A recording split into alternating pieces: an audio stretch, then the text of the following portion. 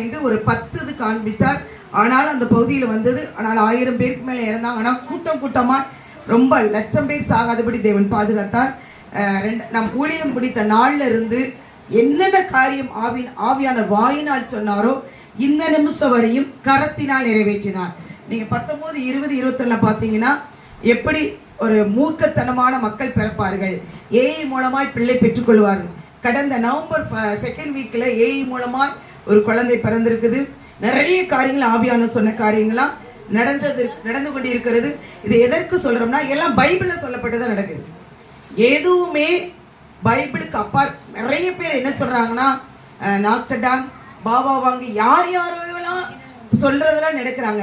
இந்த பைபிள்ல அப்ப சொன்னது வானத்தின் சத்துவங்களை எடுப்பே, குழுக்குவே, அசைப்பே, எல்லாம் பைபிள்ல சொல்லப்பட்ட வார்த்தைகள் தான் இன்றைக்கு அப்படியே நடக்குது. இதை எடுத்து இந்த வார்த்தை வானத்தின் சத்துவங்கள் பொல பொலவென்று கொட்டும் என்று இந்த இடத்துல இருக்குது. அதை எடுத்து சொல்ற